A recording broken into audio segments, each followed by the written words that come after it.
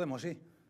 Perfecto. Bueno, pois, como sempre, moi bo día e gracias por acudir a esta xuntanza na que imos a dar traslado dos asuntos que imos a tratar no pleno da vindeira semana, que vai comenzar coa comparecencia da conselleira do Mar, a petición propia, pois para dar conta das medidas adoptadas para a recuperación dos bancos marisqueiros galegos.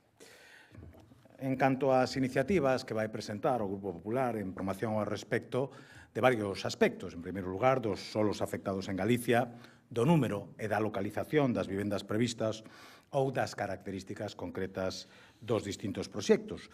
Como sempre, moita propaganda e ningunha concreción e, por iso, demandamos coñecer o impacto real deste programa no territorio galego. Porque o que a día de hoxe se sabe de Casa 47 é que non se sabe nada.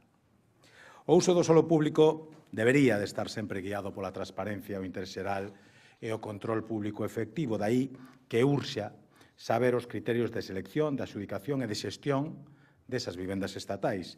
Que o Goberno Central evite dar información detallada a este respecto xera tamén dúbidas razoables sobre se este programa vai garantir prezos accesibles e un acceso xusto á vivenda.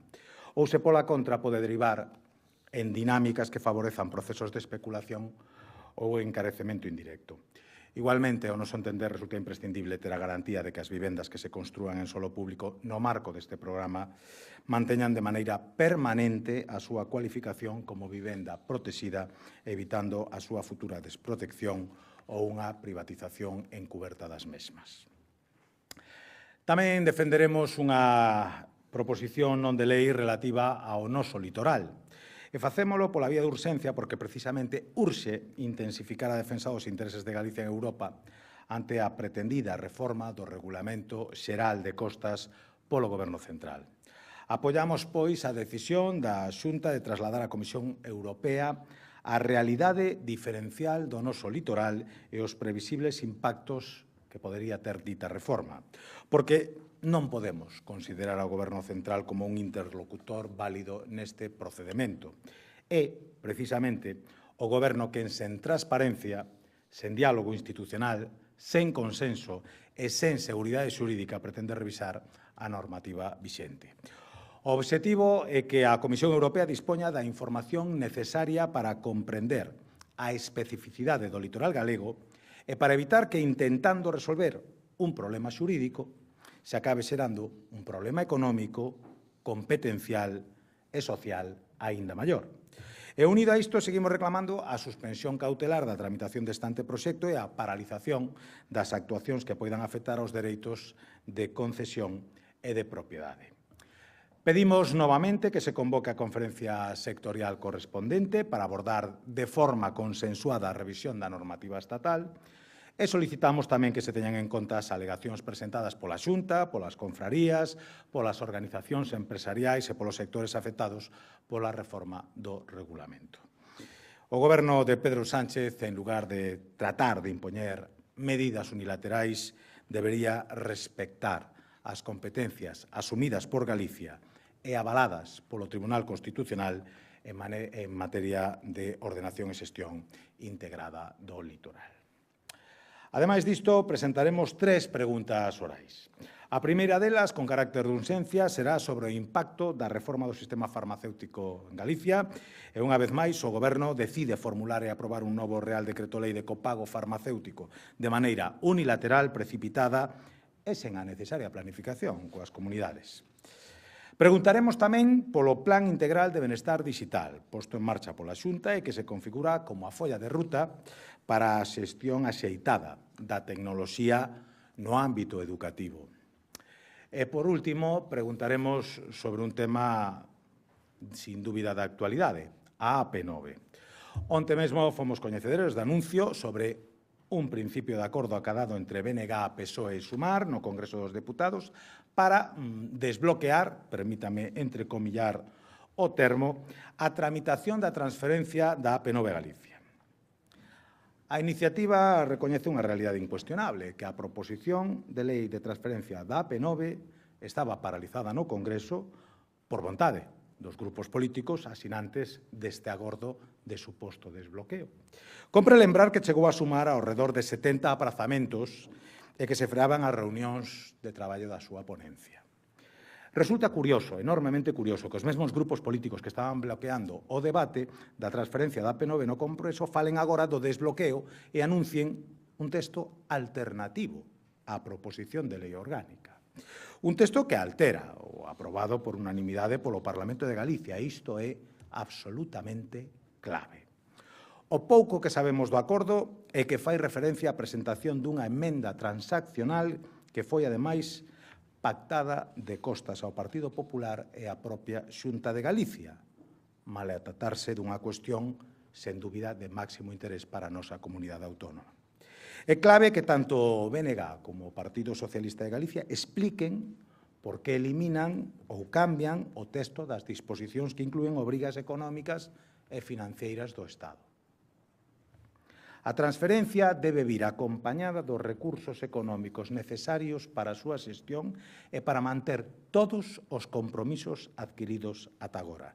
Lembremos que a proposición de lei orgánica da transferencia da P9 foi aprobada por unanimidade no Pleno do Parlamento de Galicia e que como mínimo, ata en dúas ocasións, esta Cámara pronunciouse a favor da plena vixencia e de que se respectase a integridade dese texto legal. Polo que calquera pretendido cambio suporía unha ruptura dese texto que recolle a vontade dos galegos e que, insisto, foi aprobado por unanimidade no Parlamento de Galicia. Agardemos, polo tanto, que se respecte no sustancial esa vontade unánime que expresaron os galegos na casa donde poden tomarse ese tipo de acordos. E pola miña banda, máis nada, quedar a vosa disposición por si queredes formular algunha pregunta ou algunha aclaración sobre este ou calquera outro tema.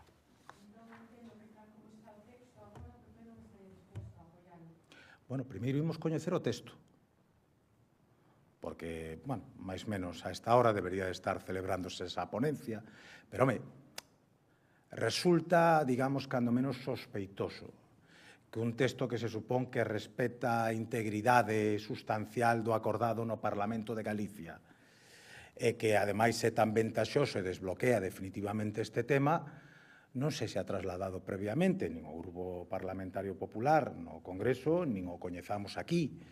Resulta altamente sospeitoso. Nos imos a agardar, non? A ver cales son as conclusións definitivas que se alcanzan nesa ponencia e despois faremos unha valoración máis detallada do mismo. Pero así a priori xa lle digo eu que hai algunhas cousas que sonan francamente estranas. E, dende logo, se o que se pretende é traspasar coa P9 as consecuencias dos acordos que adoptou o Estado a Xunta de Galicia, ese é un moi mal traspaso. Nos queremos o traspaso da P9, a súa titularidade. E, ademais, se nos dixo que podíamos ter unha P9 gratuita. Agardemos que ninguén pretenda que esa gratuidade a teñan que financiar os galegos cos cuartos que salen dos seus petos. Agardo que esa non sexa a novedade que se pretende introducir. En calquera caso, o texto aprobado en Galicia era moi claro ao respecto. E, polo tanto, a transferencia debe ir acompañada dos recursos necesarios para garantir todo aquilo que estábamos reclamando no Parlamento de Galicia por unanimidade. Mais?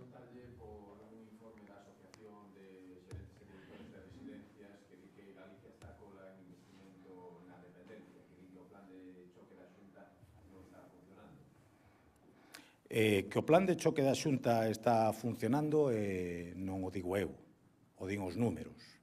É un número de persoas que carecían de recursos e agora o teñen. Esa cuestión é indubidable.